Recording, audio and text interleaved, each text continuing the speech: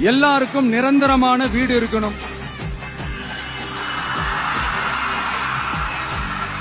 ஒவ்வொரு வீட்டுக்கும் ஒரு மோட்டார் சைக்கிள் வாகனம் உறுதியா இருக்கணும். காரும் தான் லட்சியம்.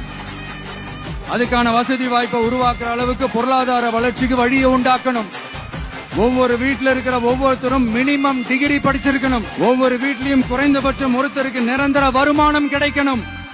அதுக்கான வேலை வாய்ப்பை உருவாக்கணும். அதுக்கு தகுந்த மாதிரி கல்வியில பாடத்திட்டத்துல சீர்திருத்தம் செய்யணும். கவர்மெண்ட் ஹாஸ்பிட்டல்ஸுக்கு மக்கள் எல்லாரும் பயம் இல்லாம நம்பி போற மாதிரி மாத்தணும்.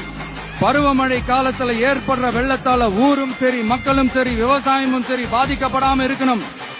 மீனவர்களோட, தொழிலாளர்களோட, நெசவாளர்களோட, அரசு ஊழியர்கள் மற்றும் ஆசிரியர்களோட கருத்து கேட்டு அவங்களுக்கான பாதுகாப்பு மற்றும் வளர்ச்சி திட்டங்களை உருவாக்கணும்.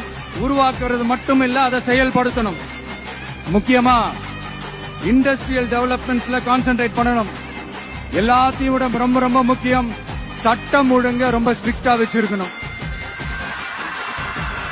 நம்மளுடைய அம்மா, அக்கா, தங்கச்சிகள், அவங்களுடைய பிள்ளைகள், குழந்தைகள் எல்லாருக்கும் பாதுகாப்பு, அதுவும் உண்மையான ஸ்ட்ராங்கான பவர்ஃபுல்லான பாதுகாப்பை உண்டாக்கணும்.